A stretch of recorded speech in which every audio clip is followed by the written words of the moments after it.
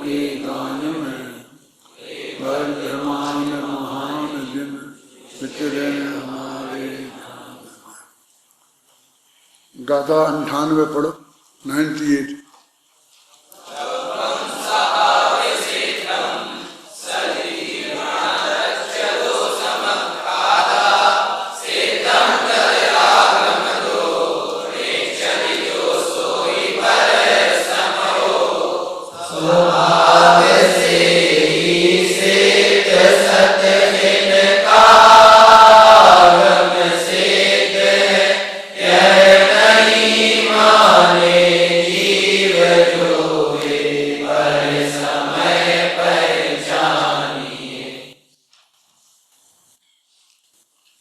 स्वरूपास्तित्व और सादृश अस्तित्व, इसकी विस्तार से चर्चा करने के बाद अब वो ये कहते हैं कि प्रत्येक द्रव्य अपने में परिपूर्ण है, उसे पर की रंच मात्र भी आवश्यकता नहीं है, पर के सहयोग की आवश्यकता नहीं है, पर में सहयोग करने की आवश्यकता नहीं है, क्योंकि वो स्वभाव से ही सत है और सिद्ध है।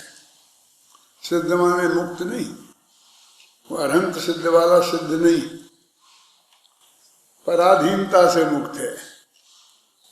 माने ये बात अपन कहते ये सिद्ध है, अपन कहते ये सिद्ध करो। आधे प्रश्न आते ना आपके लक्षदान कौंदी वगैरह में और न्याय में भी आते हैं कि इस बात को सिद्ध करो, सामान्य सर्व की सिद्धि को सिद्ध करो। तो ऐसा है कि हमें आत्मा स्वभाव से ही सब कुछ उसका अस्तित्व है, इसके लिए सिद्ध करने की कोई जरूरत नहीं है।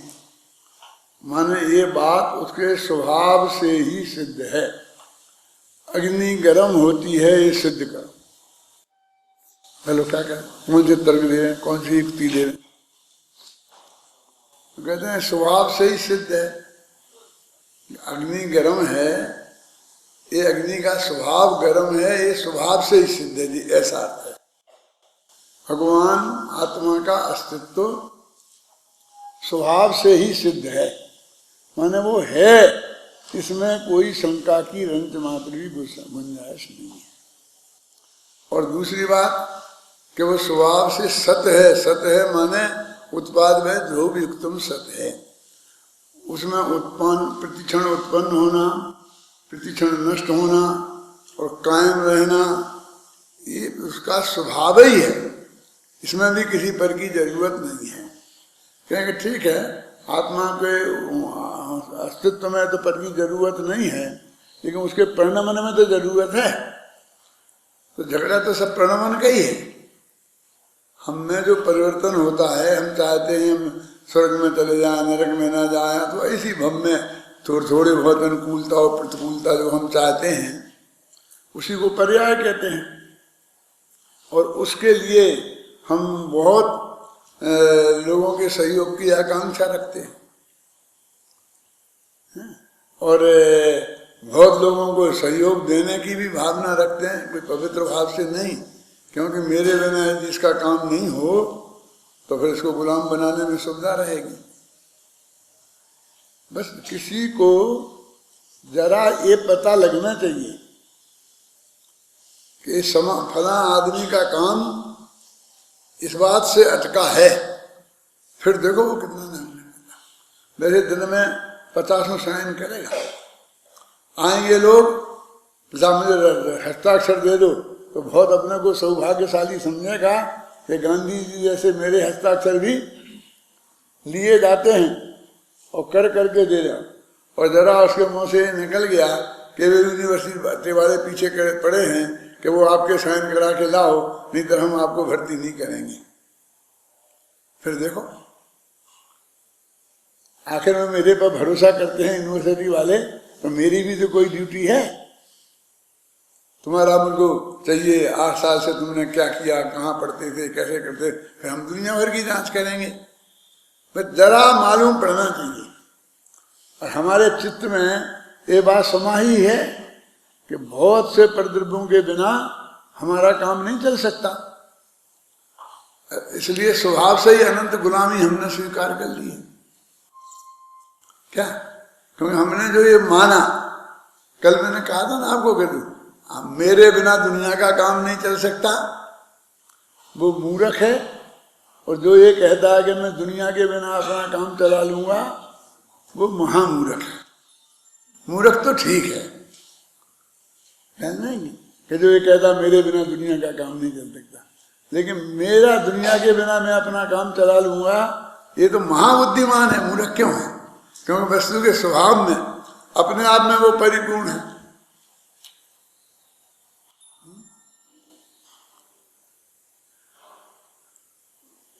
इस तर्क तुम्हारे ख्याल में आए कि नहीं बात क्या कह रहा हूं मैं?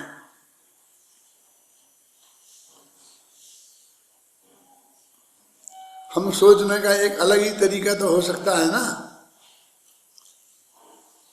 जितने भी हमने देखे जो नेमी और राजुल को जिन्होंने प्रस्तुत किया और वैराग्य लेके चले गए, तो जितने लोगों ने समझाया राजुल को, तो यही कहा गया और लड़का मिल जाएगा, तो कमी है क्या दूसरों की, तो उससे शादी कर देंगे। और उसने कहा कि नहीं ऐसा नहीं, हो ही नहीं सकता है।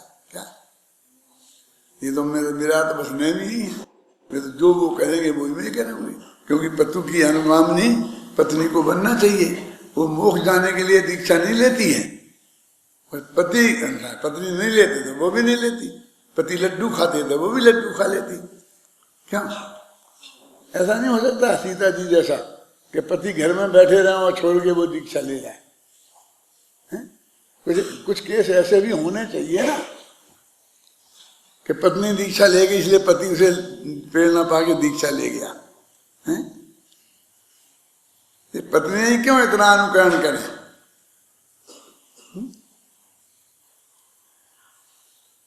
ऐसा नहीं हम सोच सकते हैं कि जब भगवान ऋषभदेव ने ये बता दिया था कि मारीच का जीव महावीर होगा और इसकी माँ का नाम त्रिशला और पिता का नाम सिद्धार्थ होगा, यानी ये बात आदिनाथ भगवान के जमाने में ही नक्की थी क्या कि वो त्रिशला की शादी सिद्धार्थ से होगी।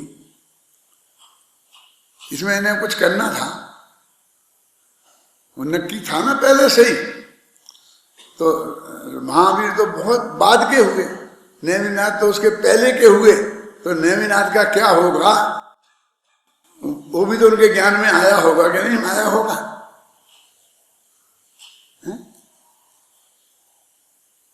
ऋषभदेव के में, आदित्यनाथ के, संभवनाथ के, अभिनंदन नाथ के, यानी इसके पहले जो 21 तीर्थंकर हो गए हैं, उन सबके ज्ञान में ये बात आई होगी कि नहीं आई होगी? और भी जितने केवली हुए हैं, सब जितने भी केवल ज्ञानी हैं और जितने भी अरहंत सिद्ध हैं, उन सबके ज्ञान में ये बात आई होगी कि नहीं कि उसके विरुद्ध हुआ है कुछ। और फिर राजुल की शादी जिससे होनी होगी उससे होगी, वो भी आई होगी कि नहीं होगी? क्या होगा? वो सारी चीज जो उनके केवल ज्ञान में आया होगा वही होगा ना। तो ये सहज एक कुछ नया और अद्भुत नहीं हुआ है, ऐसा ही होना अनादि से नक्की था।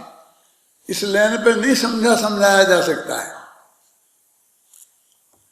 क्यों कि बेटी यहां वहां कारण खोजने से कोई जरूरत नहीं है कि किसी ने क्या षड्यंत्र किया, किसी ने क्या किया पशुओं के मन में। इतनी बड़ी बातें हैं शांति जी, जैसे सारा विश्व पलट सकता है, वो इतनी छोटी छोटी बातों के लिए हो जाएंगी। जैसे अपन कहते हैं ना कि अपना भोजन से जीवन चलता है, अपन मनुष्य भव में यदि दिन में एक दफा शांति से भोजन नहीं करेंगे तो अपना जीवन जितनी आयु है उतना तक जिंदा नहीं रहेगा। ऐसा होता है ना। इस सहज बात मैं कोई विरोध करने के लिए नहीं कह रहा हूं, अपनी ऐसी मान्यता है ना। तो किसी आदमी के सहज भाव से कुछ भी कह देने से कसाय बस मैं भोजन छोड़ दूंगा, क्यों छोड़ दूंगा? मेरा मतलब समझे ना कि सारे जीवन भर मनुष्य गति का ऐसा ही स्वरूप है।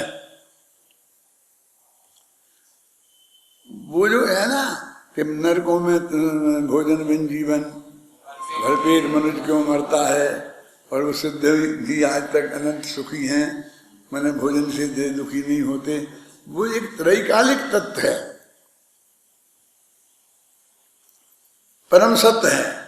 और ये एक क्षणिक मान पर्यायगत सत्य है कि मनुष्य जीवन में साधारण शुद्ध सात्विक भोजन के बिना ये जीवन नहीं चलता है। लिमिटेड समय चल जाए, महीना 2 महीना 15 दिन, कितने भी दिन हो वो, लेकिन आखिरकार जीवन का सहज चलना इस आहार ग्रहण के साथ ही होता है। ये परम सत्य नहीं है, भले क्षणिक पर्याय के लिए ही बाध्य हो है। तो मेरे कहने का मतलब किसी के जरा से भी कहने से सारी दुनिया बदल जाएगी। माने हमारा निमित्तों की तरफ ही ध्यान क्यों जाता है कि किसने कहा, खद पता लगाओ, रिसर्च बैठा दो, खोजो किसकी चालाकी है, ये किसने पशु यहाँ बांधे थे, कि नहीं साहब किसकी आज्ञा से बांधे थे, उसको क्या उद्देश्य था, क्यों इसकी जरूरत है।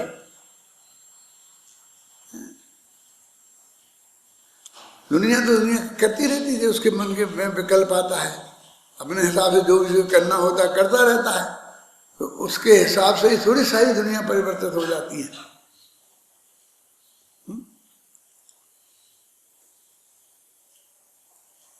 मैं ऐसा भी पढ़ा है कि महाभारत के युद्ध में नेमिनाथ गए थे और उनने वहां लड़ा था, लड़ाई में शामिल हुए थे। माने किसी युद्ध में भी वो गए हैं, मेरे कहने का मतलब है। तो युद्ध में उन्हें हिंसा नहीं देखी होगी, सैनी पंचेंद्री आदमी मरते हुए नहीं देखे होंगे, और आदमी के स्वार्थ के कारण ये सब कुछ हो रहा है। क्यों? ये उनकी समझ में उधर नहीं आई, उधर भी आ सकती थी, लेकिन नहीं थी उपादान की पात्रता। किसी भी केवल ज्ञानी ने वैसा उनके वैराग्य को नहीं देखा था, बस ऐसा ही देखा था। विचित्रता तो इस बात की है कि हमारी प्रजाओं में जो उत्तरोत्तर विकास होता है, विकास कहो विकार कहो जो भी कहना है, वो उसमें अनंतर पूर्व क्षणवर्ती प्रजाओं का एक व्यवस्थित सिलसिला होता है। समझ में आएगी नहीं क्या कहा मैंने? किसकी समझ में आई है हाथ उठाओ, 2-4 ही हाथ उठाए, जिनकी नहीं आई वो उठाए, कोई घबराना नहीं। मैं कोई परीक्षा लेने वाला नहीं हूँ, और तुम पास हो जाओगे तो पुरस्कार देने वाला भी नहीं। क्यों? समझ में तुम पढ़ रहे हो, विद्वान हो, तो सवाई समझ में आने ही चाहिए। नहीं समझ में आई है अपात्रता है, समझ में आई उसमें काहे की शाबाशी है, वो तो हमारा काम है ना। तो मेरे कहने का अर्थ है कि हम किसी के निमित्त की खोज क्यों करें कहीं ना कहीं। मैंने ये भी देखा कि तिल्लोय परिणति में ये लिखा है कि नेमिनाथ भगवान के निमित्त, वैराग्य का निमित्त जाति समय था, ये नाम ही नहीं लिखा, बोलो क्या करें। ये तिल्लोय परिणति में 24 तीर्थंकरों के शांति जी वो गिनाए हैं कि किसमें किस निमित्त से वैराग हुआ। तो ऋषभ देव का नीलांजना का बताया, किसी का बताया कि भाई बिजली चमकती हुई देखी तो उससे हो गया, किसी को किसी से, और फिर किसी को जाति समय से हो गया। तो नेमिनाथ का नंबर उसमें जाति समय मानों में आता है, और जाति समय तो हर एक कोई होता है माने दीक्षा के काल में जिनको आदिनाथ को दादा वो हुआ ना नीलांजना की मृत्यु से, तो बाद में जाति स्मरण उन्हें भी हुआ, और जाति स्मरण में उनके 9 भव आ जाते हैं, तो 9 भव दिखाई दे जाते हैं। तो 9 भवों का वर्णन हर परम कल्याणक में हमारे प्रतिष्ठाचार्य कहते हैं। इसका मतलब ये है कि उनने उस वक्त तो कम से कम जाति स्मरण से जाने, तो उससे क्या होता है? आत्मन में क्या होता है? बस संसार के जो विचित्र उतार चढ़ाव है ना, वे उनके जीवन में पूर्व भव में हुए थे, वे ख्याल में आ जाते हैं और उसी से देख कर वो क्षणभंगुरता उनके ध्यान में आ जाती है। मेरे कहने का मतलब ये है कि इतनी बड़ा तत्व, इतना बड़ा तथ्य कि सब कुछ सुनिश्चित है और अनंत केवली भगवानों ने उसे जाना है, इस महासत्य के आधार पर किसी समस्या का समाधान नहीं निकाला जा सकता है क्या? ये कुछ काम का है कि नहीं? क्या कह रहा हूं मैं? ये जो हमने महासत्य समझा है कि ये बिल्कुल बेकार ही है, इसकी जरूरत ही नहीं थी। हमारी सुबह से शाम तक की जो समस्याएं हैं, क्यों उन समस्याओं का समाधान क्या करना, क्या चाहिए, समाधान क्या चाहिए?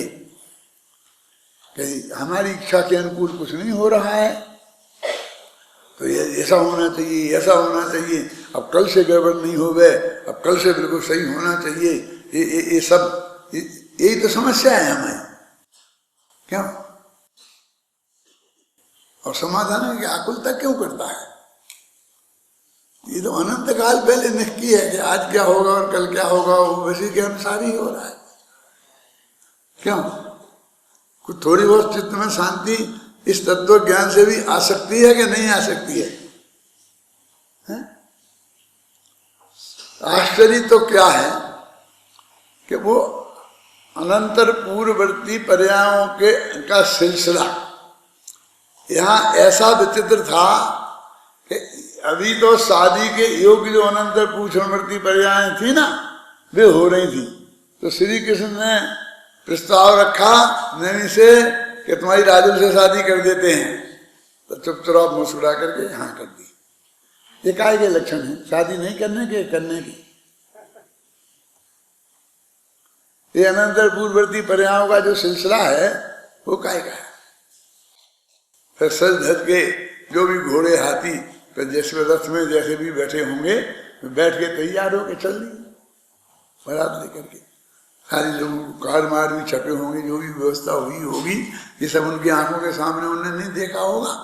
तो उस वक्त उनके भावों में जो विकास हुआ होगा वो शादी करने के रूप भावों का हुआ होगा कि नहीं करने रूप भावों का। मैं आप लोगों से जानना चाहता हूं, अब मैं उन भावों का चित्रण करना चाहता हूं, मैं उन पर एक किताब लिखना चाहता हूं। समझ लो, एक किताब में 4 छंद लिखना चाहता हूं, जितना भी है। क्या कि वे अभी जब घोड़े पे बैठ गए और रास्ते में जा रहे तो क्या सोच रहे होंगे, क्या सोच रहे होंगे कि दरवाजे तक पहुंच जाऊं फिर छोड़ छाड़ के भग जाऊंगा।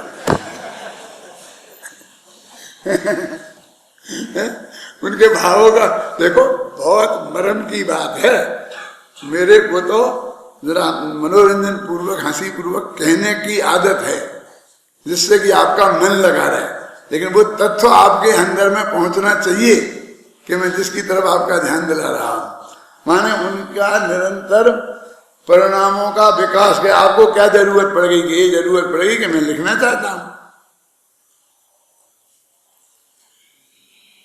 क्यों? क्योंकि अभी ये प्रश्न आएगा, राजुल नहीं करेगी तो राजुल का बाप करेगा, राजुल का बाप नहीं करेगा तो भाई गांव वाले करेंगे, कोई ना कोई तो करेंगे ही कि तुम्हें शादी नहीं करनी थी तो घोड़े पे क्यों बैठे, क्यों दरवाजे तक आए? दूसरे का पता नहीं था, दूसरे का भी ध्यान रखना चाहिए। तुम ही अकेले इज्जत वाले नहीं हो, दूसरों की भी इज्जत है। क्यों? ये सब प्रश्न करेंगे कि नहीं करेंगे? ऐसा छल तुमने क्यों किया? ऐसा सोचने वाले लोग मिलेंगे कि नहीं मिलेंगे? तो अपन सोचे कि उनने छल किया क्या। छल कब माना जाता? कि जब उनके मन में पहले से ही होता कि चलो अपन घोड़े पे बैठ के दरवाजे तक जाएंगे और फिर छोड़ के भग जाएंगे। जैसा भाव पवन जय को आया था। देखो, तुम सच्चे विद्यार्थी हो गए मेरे। पहले से पकड़ लेते हो, जो 5 साल तुमने सुना है उसके आधार पर तुम्हें पकड़ लेते हो ना, क्योंकि उनको ये विकल्प आया था कि अच्छा मैं इसकी शादी नहीं करूंगा तो दूसरे से कर लेगी, मुझे क्या गुलछल्ले उड़ाएगी, मैं ही रोता रहूंगा, इसलिए मैं शादी करूंगा और फिर छोड़ दूंगा। विद प्लानिंग ऐसा भाव था उनके चित्त में। नेमिनाथ का तो ऐसा था नहीं। उन्हें जब तक जब उन्हें वैराग हुआ, मैं बार बार ये नहीं कहना चाहता हूं कि पशुओं की चीत्कार सुनी, क्रंदन सुना, मैं उसको इतना महत्व नहीं देना चाहता हूं। क्या जिस समय से उनके परिणाम बदले और दीक्षा लेने के हुए, तो एक बिंदु तो होगा, समझना क्या कह रहा हूं मैं, कि जो पहले तो करने के भाव थे, उधर निरंतर रस परिपाक हो रहा था, और इधर अब उल्टी मार जो चलने लग गई। तो ऐसा बहुत कम होता है। लाखों जो जीव हैं जो शादी के लिए जाते हैं, तो उनके शादी के ही परिपाक होता रहता है, वो शादी हो जाती है, जिंदगी भर रहते हैं। जिनके वैराग्य का होता है वे शादी की बात ही पसंद नहीं करते हैं, घर वाले चर्चा करते हैं तो वो भी उन्हें पसंद नहीं आती, तो बराबर निषेध करते रहते हैं। माने अनंतर पूर्व प्रति परिणाम का सिलसिला जैसा अनुरूप सारे जगत में होता है, अनुकूल और अनुरूप, वैसा नेमिनाथ के साथ नहीं घटा। तो ऐसी घटनाएं जब जब घटती हैं तो वो उनका एक विचित्र स्वरूप होता है, और इसीलिए वो विचार की वस्तु बन जाती हैं। क्या नहीं हो सकता?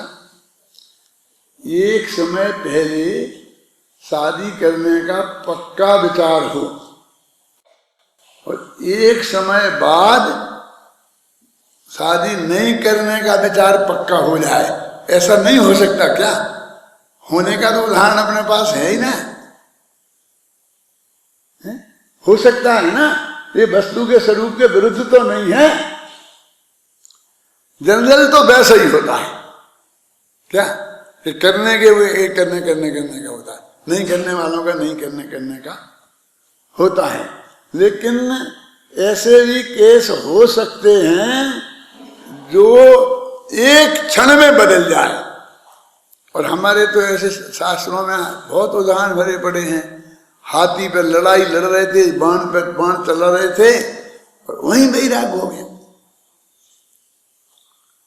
श्वेतांबरों के यहाँ तो वैराग हो गए, छपक छाणी मार के, और हाथी पे बैठे बैठे केवल ज्ञान हो जाता है।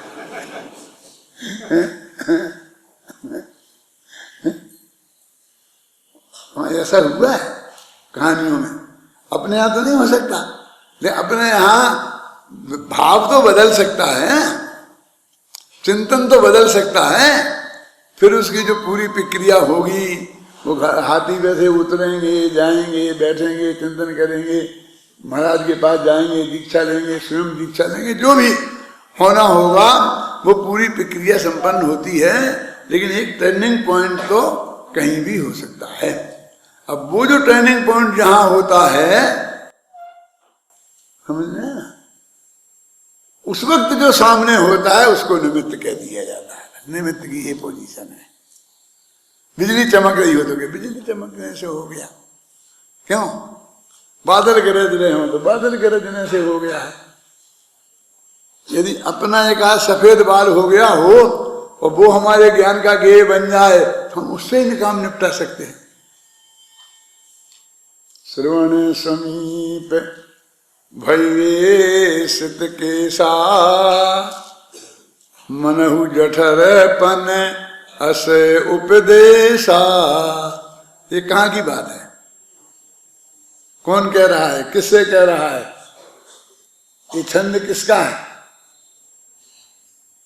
ये तुलसीदास जी की रामायण का छंद है। और जब दशरथ को राम को राज तिलक कर रहे थे ना, उसके पहले की घटना है कि वे दर्पण के सामने बैठे और उस दर्पण में उन्हें अपना एक सफेद बाल दिखाई दिया, और उनने ये विचार किया कि अब मैं बुढ़ा होने जा रहा हूं तो मुझे सारे राजपाट से व्रत लेकर दीक्षा ले लेनी चाहिए। अपने आत्मा के कल्याण में लगना चाहिए। तो उन्होंने सोचा भाई राम को राज्य दे दें, और वो सारी घटना घटी। यहाँ वो टर्निंग पॉइंट था किसका? ये एक सफेद बाल देखा था। यदि सफेद बालों के देखने से वैराग होता है तो हमारे तो सभी हो गए, पर रोज ही ना देखते हैं, कुछ होता ही नहीं। कुछ तो होना चाहिए थोड़ा बहुत। उन्हें एक बाल देखने से हो गया था ना। अरे उनकी कालब्धि आ गई थी, उन्हें होना था तो और कुछ नहीं था। वो सामने वो हमारा दर्पण था, तो दर्पण क्या भी कह सकते हैं, दर्पण देखने से वैराग हो गया, ये भी कह सकते हैं ना। बाली के से क्यों कह रहे हैं? दर्पण देखने से वैराग हो गया। निमित्त तो ये है कि वो जो टर्निंग पॉइंट होगा हमारे उपादान में, उस वक्त जो चीज उपस्थित होगी उसी को निमित्त के रूप में स्वीकार कर लिया जाएगा। वहां लिखा है कि जातस्मरण से हुआ, यहां लिखा है कि इस घटना से हुआ। क्या फर्क है? जब वो जातस्मरण हुआ, उन आचार्य का ध्यान वहां पर गया जिनने वो लिखा, और दूसरे जरा थोड़े पीछे चले गए कि जब उन्होंने वो क्या हाथी घोड़ा या रथ क्या मुड़वाया था। तो ये पंच कल्याण को मैं हर पंच कल्याणक में कहता हूं जो नवीनाथ के होते हैं कि भैया ये बारात आई और नेमिनाथ को वैराग हुआ और उन्होंने सारथी से कहा तो रथ को मोड़ दिया। ऐसा आता ना घटना, रथ को मोड़ दिया। तो मैं कहा वैराग्य का निमित्त जो भी घटना हुई वो तो सिर्फ इतनी हुई कि रथ को मोड़ दिया। क्या? और हमने कितनी लंबाई कि वो रथ वहां गेट से भी आ सकता है, इतनी दूर से पंडाल का जो गेट हो ना वहां से वो रथ चले है और स्टेज के पास तक आए, वो जैसा वो मोड़ के बनाते हैं ऐसा मुड़ जाए, बनाते ही आता ही है। फिर उसको हमने बाजार में ले गए, बारात को बाजार से लेकर के और राजुल के बाप के घर तक ले गए। फिर वहां बाप चाहिए तो बाप बनाया, तो लाखों रुपया उससे मिलते हैं। ऐसी बेटी का बाप कौन बनना चाहेगा? उसे 1-2 लाख रुपया देवें तो भी नहीं मिलना चाहिए, लेकिन ऐसे मिलते जैसे आभागी कि जिसका ऐसा हो जाने वाला है। मैं सच कहता हूं, मुझे बहुत दुख होता है कहते हुए भी और देखते हुए भी कि उस दिन एक दीक्षा कल्याणक का जुलूस भी होता है। तो ये सुबह बारात निकलने का जुलूस इतना बड़ा हो जाता है, राग रंग में रास्ते में मालूम बारात का स्वागत होता है, लड्डू खिलाए जाते हैं, जगह जगह चाय पानी होता है, खड़े खड़े बैठे बैठे आप सुने ना, वो सारा दिन बारात खा जाती है। फिर जब दीक्षा लेने की बात आती है तो कोई रहता ही नहीं है दीक्षा में जाने के लिए। वो दीक्षा कल्याणक का सबसे असली दिन वो दीक्षा कल्याणक का है। बारात तो उसके निमित्त के रूप में आई थी, क्यों बारात नाम का तो कोई कल्याणक होता ही नहीं, शादी नाम का तो कोई कल्याणक होता ही नहीं है। लेकिन मैं ये कहता हूं कि सिर्फ उतना सा टर्निंग पॉइंट था निमित्त। तो निमित्त को भी ज्ञान कराना है तो कराओ, लेकिन इतनी लंबी बारात की क्या जरूरत है? लेकिन हमको तो बारात दिखाने के लिए नेमिनाथ का पंच कल्याणक करते हैं, नहीं तो हम आदिनाथ का करते हैं क्या है? हमको वो जुलूस हम बहुत बढ़िया बनाएंगे है? मेरे कहने का मतलब उग्रसेन ये भी तो कह सकते थे कि बेटी ये घटना भगवान के ज्ञान में अनंत काल पहले ही आ गई होगी, वो तो हमें और तुम्हें पता नहीं था। तो हमको ऐसा आज पता लगता है कि नेमिनाथ को ऐसा ऐसा होगा और इस पर एकदम उनको वैराग्य हो जाएगा। इस टाइम पर 5 संभार होंगे ना, तो उसमें वो काल लब्धि भी आएगी।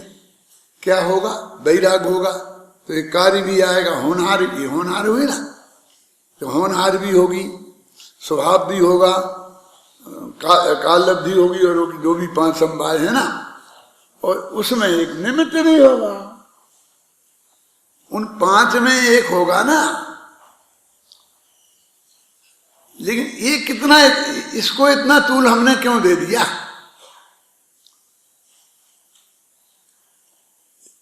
हमको काल लब्धि आ गई थी, होनहार उनकी ऐसी थी। मैं तो बालबोध पाठमालाओं में लिखा है, तुमने पढ़ा होगा तो, कि वो कहती है कि बहुत बुरा हुआ। क्या तुमने याद है? संवाद लिखा मैंने, उस वक्त लिखा था, करीब आज से 45 साल पहले, सन 68-69 में। 70 होगा बस, खत्म, इससे ज्यादा नहीं। कितने वर्ष हो गए? इतने वर्ष पहले लिखा था। क्या लिखा था उसमें? कि वो कहते कि बहुत बुरा हुआ। कि क्या बुरा हुआ? कि बारात लौट गई। तो उसमें लिखा, क्या बात करता है, राग से वैराग की तरफ जाना बुरा होना है कि अच्छा होना? क्या हम जो कह रहे, उन बच्चों को हमने ये सिखाया, तुमने पढ़ी होंगी वो बालबोध पाठमालाएं, कि राग से वैराग की तरफ जाना ये अच्छा होना है कि बुरा होना है? कि नहीं, वो राजुल के हिसाब से तो बुरा ही हुआ। क्यों? शादी हो जाती तो बहुत अच्छा रहता ना। कितने दिन की? 56 दिन बाद तो नेमिनाथ को केवल ज्ञान हो गया। केवल ज्ञान की डेट तो फिक्स ही थी, और उसके बाद उनकी दिव्य ध्वनि फ्री होगी। तो कितने जीवों का आत्मकल्याण हुआ। द्वारका वालों को सब सुनने को मिला कि द्वारका जल जाएगी, और जो भी होगा, और जितनों को वैराग का निमित्त बना। तो 56 दिन की सदवा तो हो सकती, एक दिन तो पहले दीक्षा लेनी ही पड़ती। वो भी कितने दिन के लिए होता? यानी ये प्रश्न वहां उस वक्त उठाए कि बच्चों का दिमाग क्यों खराब करते हो? अच्छा करते कि खराब? क्यों एक दिमाग खराब कर रहे बच्चों का? क्या अच्छा कर रहे हैं? कि बुरा क्या हुआ?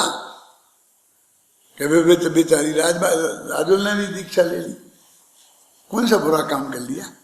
दीक्षा ले ली तो क्या हुआ? अच्छा किया ना। ये तो सब होना चाहिए ना। तो हम, मेरे कहने का मतलब, ये जो कुछ हुआ उसे बहुत अच्छे के रूप में क्यों नहीं देख सकते? और ऐसा ही होना सुनिश्चित था, इसके रूप में हम क्यों नहीं देख सकते हैं? हमने इतना इसके बारे में गोष्ठियां की, विचार किए, तत्व किए, प्रवचन सुने। अब जिंदगी है प्रवचन करना है, जगह जगह जाके क्रम पर्याय समझानी है, ये धंधा मिला है ना।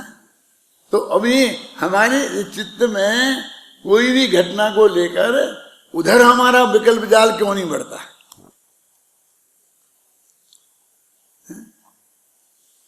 बुरा हुआ और ऐसा नहीं होना चाहिए था, इधर ही क्यों हमारा दिमाग बढ़ता है? और वो उनका बहुत गड़बड़ है, और उन्होंने ऐसा किया, अच्छा है, अब क्या करें, हम ज्यादा कह नहीं सकते हैं क्योंकि बहुमत। काय को माथे पे बोझा डाल रहा है? वो जरा से निमित्त की बात है ना, किसकी उपेक्षा हो रही है? क्यों? समझिए ना, मैंने 4 संभावनाओं को तो स्वीकार कर रहे ना, कि वो तो नक्की था। किसी भी केवल ज्ञानी से जाकर के उसे बहुत गहराई से पूछा जा सकता था। इस गाथा में भी देखिए 2 बातें नक्की हैं। कौन कौन सी? बोलो, हाथ उठाओ जल्दी, कौन बताएगा? बोलो। द्रव्य स्वभाव से सत्य है, और वो स्वभाव से ही सिद्ध भी है। सिद्ध माने सिद्ध नहीं, ये बात सिद्ध है कि द्रव्य स्वभाव से ही ऐसा है। उत्पाद व ध्रुव युक्त से सत्य है, और उसका सत स्वभाव है। इन 2 चीजों के लिए किसी दूसरी चीज की आवश्यकता अंश मात्र भी नहीं है। पढ़ो, इसकी टीका पढ़े ना। मैं इस गाथा का भाव तत्प्रदीप का टीका में आचार्य अमृतचंद्र इस प्रकार स्पष्ट करते हैं। टीकाएं लंबी लंबी जरूर हैं लेकिन कठिन नहीं है। नहीं तो अमृतचंद्र की टीकाएं तो बहुत कठिन होती हैं, उनका अर्थ समझना कभी कभी बहुत भारी पड़ जाता है। वस्तुतः बात यह है कि द्रव्यों से किसी अन्य द्रव्य का आरंभ नहीं होता। क्या मतलब इसका? नया द्रव्य दुनिया में कोई बनता नहीं है। क्या कि द्रव्यों से नए द्रव्य का आरंभ नहीं होता। जैसे है ना, ये मनुष्य पर्याय में है ना, तो बाप से बेटे, बेटे से फिर बाप, फिर उसके बेटा, बेटा, तो हुआ ना, एक मनुष्य से दूसरा, दूसरे से दूसरा। कि वस्तु स्वरूप ऐसा नहीं है। दो सिलसिले हैं, देखो अपने अपने दो हैं। एक तो ये कि अपन जिस गति से आए हैं यहाँ, फिर वहां किस गति से गए थे, फिर वहां किस गति से गए थे, फिर वहां कहां से वहां गए थे, समझ गए ना? जैसे 7 पीढ़ी पुरानी और 7 पीढ़ी आगे की, कि यहां से मर के कहां जाएंगे, तो वहां से मर के कहां जाएंगे, यहां से मर के कहां जाएंगे।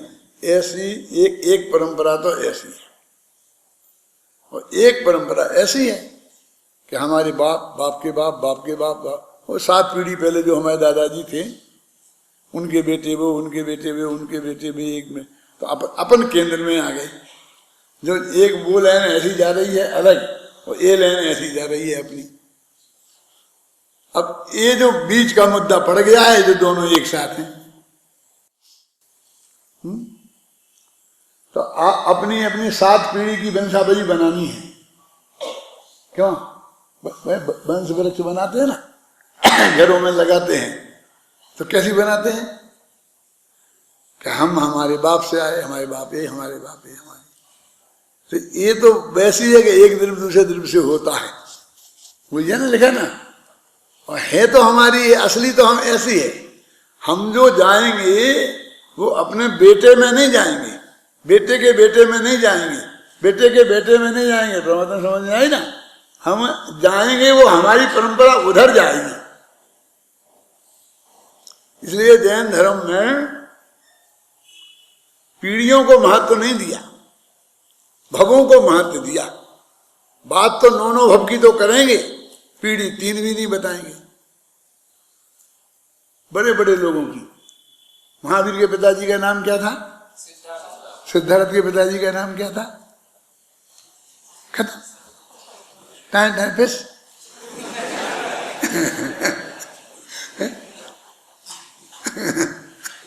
है ना?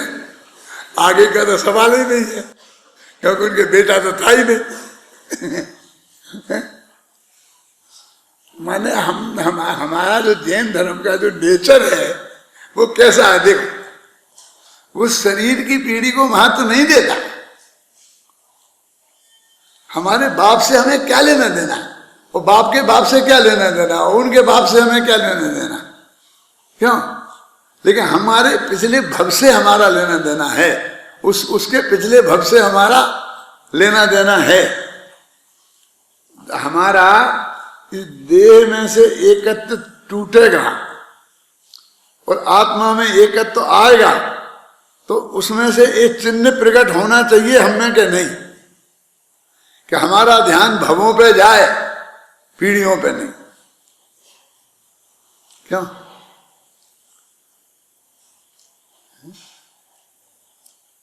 कहां जाना चाहिए? हम 7 पीढ़ी के, फलानी पीढ़ी के, पीढ़ियों की हालत तो तुम देख रहे, पुराणों में पढ़ो, कोई 3 पीढ़ी से ज्यादा कहीं कोई चलती दिखती ही नहीं। पुराणों को छोड़ दो, अभी बताओ ना, कोई का टोडरमल जी के बताओ, किसी के ही बताओ ना, कोई दिखती है तुम्हारे कोई पीढ़ियां? एक आध पंडित को पकड़ के लाओ जिसकी 7 पीढ़ियां तुम बता दो। आगामी नहीं, पूरी पुरानी। क्यों? आगामी तो हो या नहीं हो, लेकिन पुरानी तो होती ही है ना, उसके बिना तो काम होता ही नहीं है ना। लेकिन पता ही नहीं चलता कि टोडरमल जी के पिताजी का जोगीराज जी कहाँ थे, उनके पिताजी कहाँ थे, उनके पिताजी कहाँ थे, उनको ही पता नहीं, आगे चलता ही नहीं है मेरे को पता। उन्हें लिखा देता था, लिख दिया बस जोगीराज, नहीं अपन को वही पता नहीं चलता क्या की जरूरत क्या है। देखो कहाँ है, वस्तुतः बात यह है द्रव्यों से किसी अन्य द्रव्य का आरंभ नहीं होता, क्योंकि सभी द्रव्य स्वभाव से ही सिद्ध हैं, माने स्वभाव से सिद्ध हैं। इसमें मालूम क्या बात ध्वनित हो कहना चाहते हैं, वो कहते हैं अनादि से, क्योंकि ऊपर कह रहे हैं ना कि कभी एक द्रव्य से दूसरे द्रव्य का आरंभ नहीं होता, तो आरंभ नहीं होने में क्या कारण है? क्योंकि अनादि निधन होने से सभी द्रव्यों का स्वभाव सिद्धत्व सिद्ध ही है, मतलब समझिए ना, अनादि अनंत है, इसलिए सवाल ही नहीं होता कब से होगा कि किससे पैदा हुआ।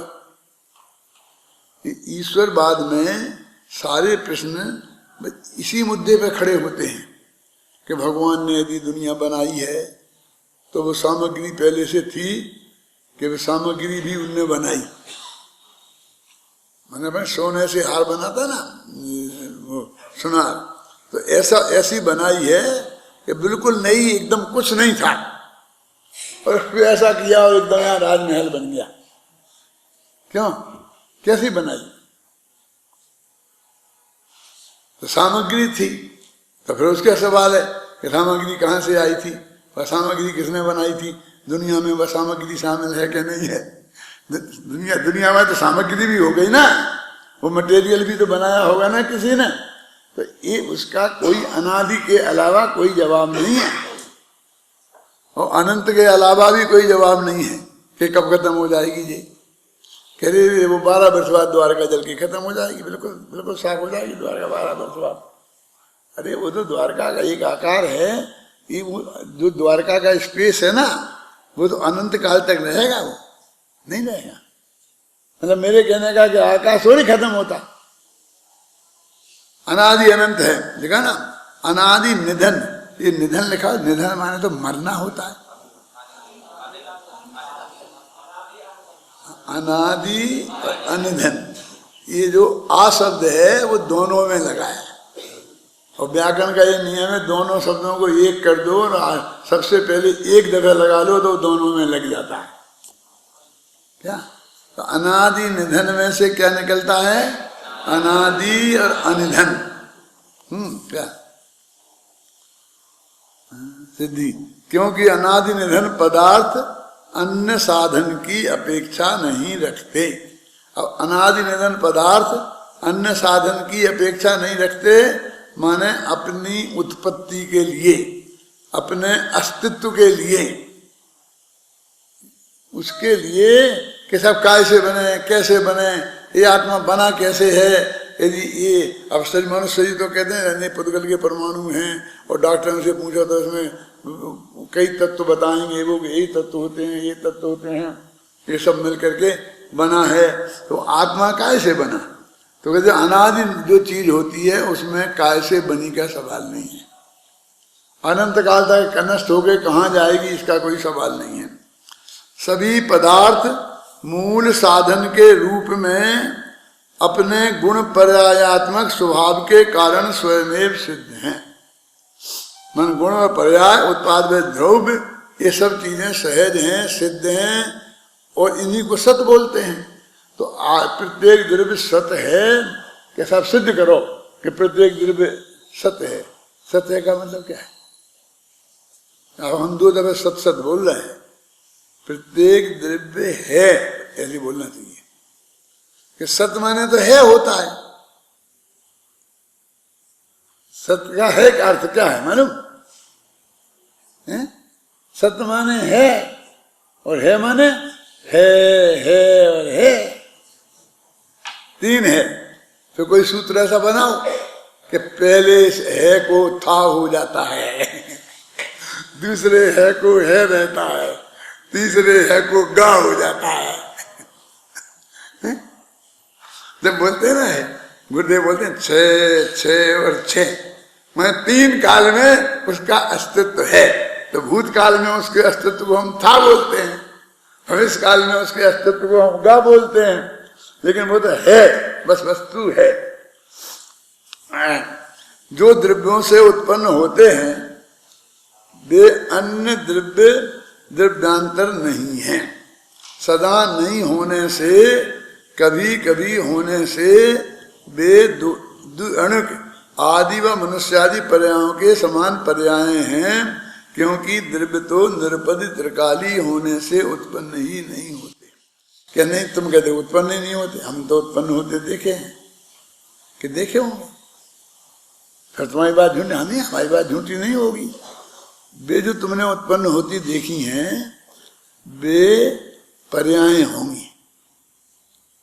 फिर उन पर्यायों के उदाहरण क्या के दिए उनने? द्वि अणुक और मनुष्य। देखो वो पर्याय नहीं दी, मत ज्ञान शुद्ध ज्ञान अवध ज्ञान। कौन सी पर्याय है ये?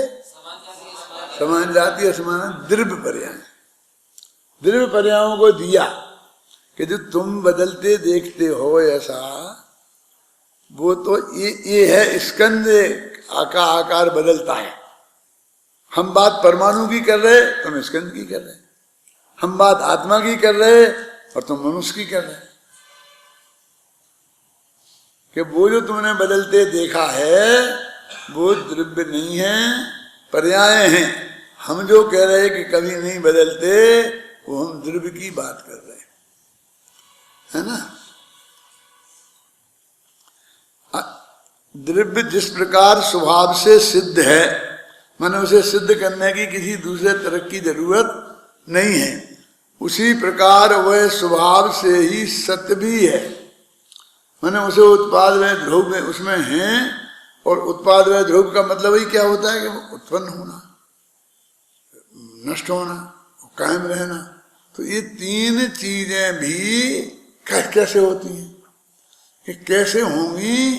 तो फिर कभी होंगी, कभी नहीं होंगी, फिर कादाचित होंगी, लेकिन ये तो निरंतर है। उत्पाद व द्रव्य प्रत्येक वस्तु में निरंतर है, इसलिए ये उसका स्वभाव है। उत्पाद व द्रव्य पर्याय नहीं है, ये द्रव्य का स्वभाव है जो स्वतः ही सिद्ध है। माने उनके होने में और उनके होने में किसी पर की जरूरत नहीं है। 2 होने कैसे आ गए? हाँ, एक उनके अस्तित्व होने में और एक उनको सिद्ध होने में, वे 2 ही बातें चल रही ना, सिद्ध और सत्य। वे दोनों ही स्वभाव से हैं, यानी तुम पूछना मत कि वो कैसे होगी। ये आत्मा इतना बुद्धिमान कैसे हो गया? कैसे हो गया? क्यों? ये केवल ज्ञान कैसे हो गया इस आत्मा को? क्यों? कि वो ये ज्ञानावनी कर्म था ना, उसकी कुटाई पिटाई करी, भाग गया, तो हो गया केवल ज्ञान। क्यों? ज्ञानावनी कर्म के 6 से हो गया। गुरुदेव तो बहुत बोलते हैं कि ज्ञानावनी कर्म के 6 से केवल ज्ञान नहीं होता। तो क्या होता है कि जब केवल ज्ञान होता है तो कर्म में जो कार्यान्वयन परिणामें ज्ञानावनी कर्म के रूप में परिणमित थी, वे मिटकर साधारण वर्णा के रूप में हो जाती हैं। कैसे ना? तो उन्हें आत्मा कर देता होगा ना? नहीं, आत्मा कुछ नहीं करता। कि उनका ऐसा उनका स्वभाव है, हम क्या करें। जब ये हाँ केवल ज्ञान होता है तो केवल ज्ञान कैसे हुआ? बोला भगवान आत्मा में एक सर्वज्ञ तो नाम की शक्ति है ना, इससे हुआ। उसमें सर्वज्ञ होने की शक्ति त्रिकाल है। सर्वज्ञ शक्ति का और क्या मतलब है? क्योंकि मत ज्ञान शुद्ध ज्ञान ये पर्याय, तो ज्ञान गुण शक्ति की कहलाएंगी। गुण रूप शक्ति तो वो है, वही सर्वज्ञत्व शक्ति कौन कैसी शक्ति है? त्रिकाल तो है, लेकिन कैसी? गुण रूप है, धर्म रूप है कि पर्याय रूप है? ये वो कहना स्वभाव रूप है। समझ में आ गया ना? क्योंकि गुण रूप इसलिए नहीं कह सकते क्योंकि उसकी पर्याय नहीं होती। धर्म रूप इसलिए नहीं कह सकते क्योंकि असर्वज्ञत्व नाम की कोई शक्ति नहीं है। प्रतिद्वंदी नहीं है, ख्याल में आई ना, तो स्वभाव है। त्यागोपादान शून्यत्व शक्ति के समान ऐसा स्वभाव है, हो जाता है। नहीं, केवल ज्ञान रूप परिणमित होना भी स्वभाव तो हो क्यों नहीं रहा कि स्वसमय में है? उसके साथ है ना स्वसमय, उसका काल आएगा तो हो जाएगा। उसका स्वभाव है स्वसमय में वैसा ही परिणमित होना, वो सब स्वभाव था। यानी एक कहकर कि नैमिनाथ में अभी दीक्षा हो गई, अब केवल ज्ञान हो जाएगा, 56 दिन बाद फिर ये हो जाएगा, ये हो जाएगा, ये सब अनादिकाल से क्यों जान लिया था? ऋषभदेव ने कैसे जान लिया था? क्योंकि उनके स्वभाव वो था, और वो आज भी है वास्तव में। तो नहीं तो वे कैसे जान लेते? वो होगा रूप है ना, समझ में है ना। बेचारे ऋषभदेव को तो मुफ्त में ही ले लिया है, नहीं तो अनंत तीर्थंकरों की बात है कि ये कोड़ा कोड़ी सागर पहले जान लिया। ये कोड़ा कोड़ी सागर में ही हमारा माथा हिलने लगता है, तो अनंत सागर के पहले तो बहुत घबराएगा है। जानने को हम कुछ भी कह सकते, अजितनाथ ने जान लिया था, संभवनाथ ने जान लिया था, कहाँ जाना था कोई उदाहरण है? हम कहाँ पुराण खोलते फिरें? वो एक है ना हमारे पास, क्यों? आदिनाथ जिनने वो मारीच के लिए कहा था कि ये महावीर होगा, समझ, हमारा काम चल गया, हम उसी से चलाएंगे क्या? लेकिन तभी जाना था, तब नक्की हो गया था, तब से नक्की है साहब। कब से? आदिनाथ के जमाने से। ये बात सच्ची है। हाँ, वो तो अनादि से नक्की है। कैसी विचित्र बात है। वस्तु का स्वरूप तीन काल के जितने समय हैं, अनादि से और अनंत काल तक के, ये हम कल्पना भी नहीं कर सकते। क्या? तीन काल के जितने समय हैं, प्रत्येक द्रव्य की, प्रत्येक गुण की उतनी पर्याय हैं। ये शास्त्र आज्ञा आसान है ना।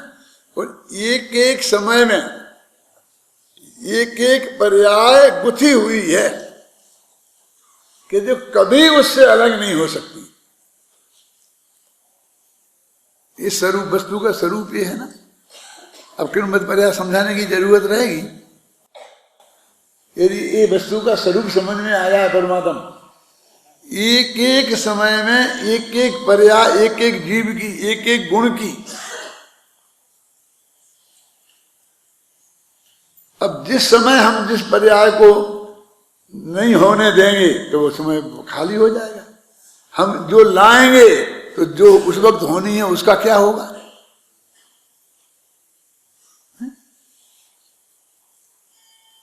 अब नैमिनाथ को चौथे गुणस्थान से और 1 घंटे के भीतर ही 6वां 7वां गुणस्थान होना है। क्या कौन रोके उसे? कौन लाए? थोड़ा अपनी समझाएं, समझदार लोग हों तो 2-5 साल के लिए रुक जाए। क्या तो क्या करें? वो गुणस्थान को कहाँ रखें? वो जो 6वें गुणस्थान में होने वाली उनकी जो वो पर्याय प्रकट है, वो तो तैयार खड़ी है, वो कैसे हिल सकती है?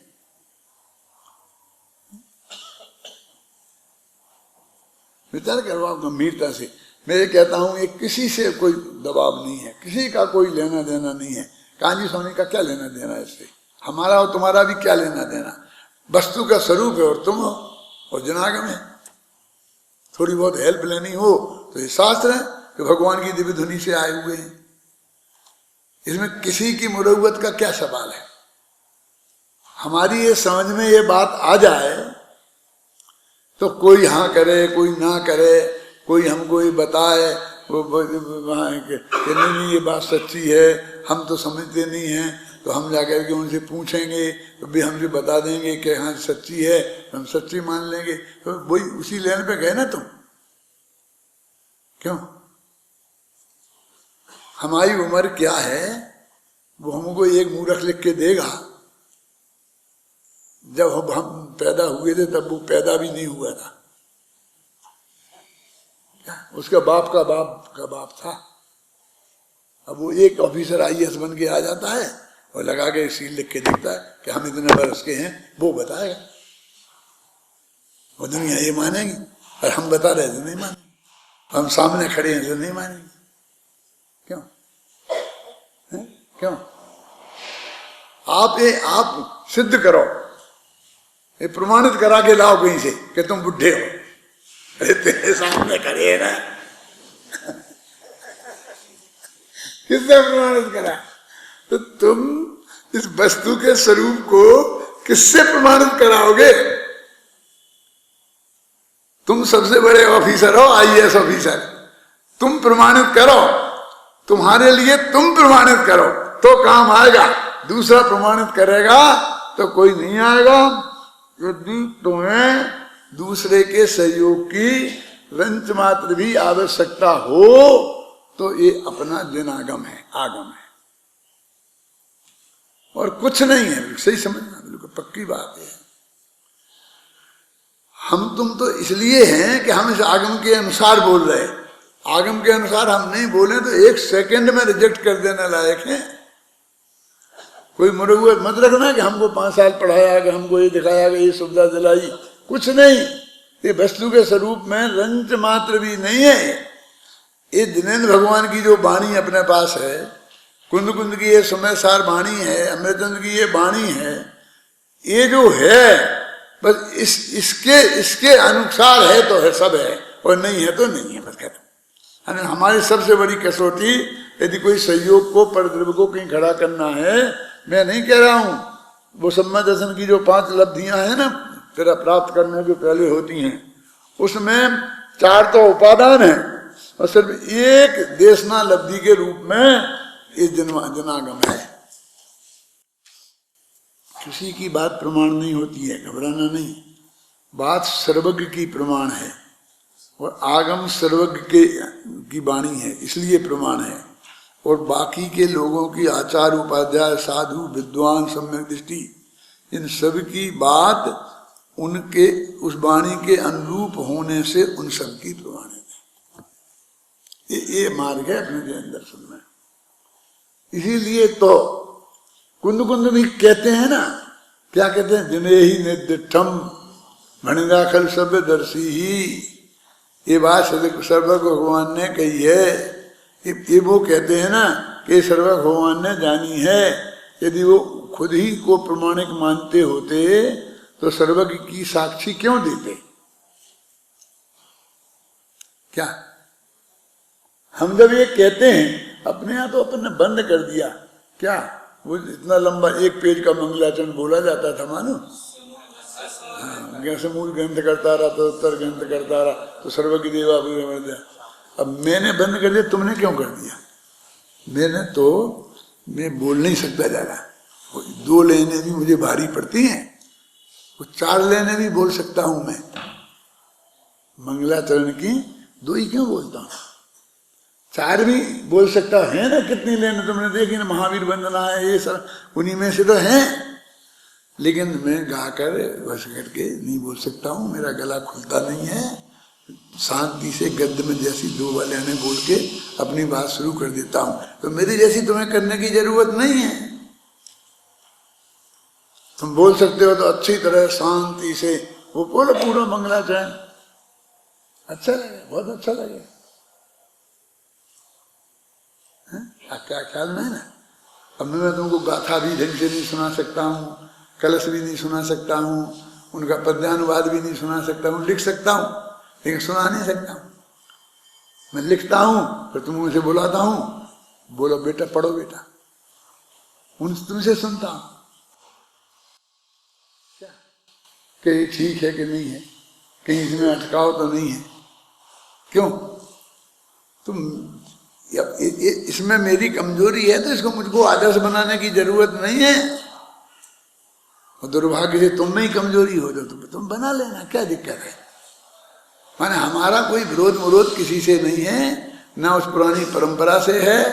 खूब शांति से बोले, हम तो उदाहरण देते हैं कि हम तो सर्वज्ञ देवा उत्तर ग्रंथ करता गणधर देवा प्रति गणधर देवा तेसाम वचनानुसार मासात आचार्य श्री कुंद कुंदे आमनाये पंडित टोरमल्लेन विचरतम इदम शास्त्रम श्री मोक्ष प्रकाशक नाम ध्येयम, है ना। हम तो याद में तो सब है, कोई याद करने की समस्या नहीं है, क्या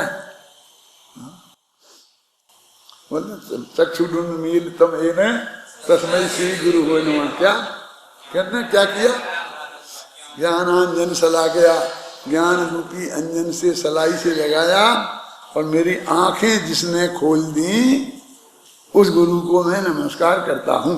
मैंने धर्म के दर्शन किताब में लिखा है कि आज के में वो कहता है कौन, जादूगर, कि ये नजरबंदी का खेल दिखाऊंगा मैं आपको। क्या अब भी हाल इस सड़क पर, सीमेंट कंक्रीट की सड़क पर एक आम का पेड़ उगाता है और उसमें बढ़िया बढ़िया फल लग जाते हैं और लोग तुम्हें तोड़ के लाके तुम्हें दिखाता है, देता नहीं, तुम खा नहीं सकते उसे, वो दिखा सकता है, हैं?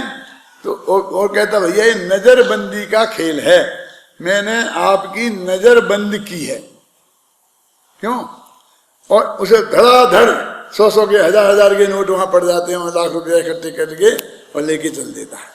कौन कौन?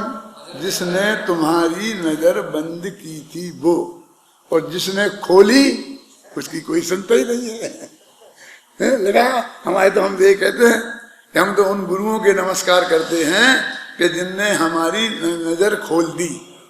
चक्षुरुन्मीलितम येन, तो ये निमित्त के रूप में तो हमारा जो दिनागम है, जो हमारी आंखें खोलता है और हमको बराबर यदि सहयोग लेना है तो इसका, नहीं तो अपना भगवान आत्मा सबसे महान है।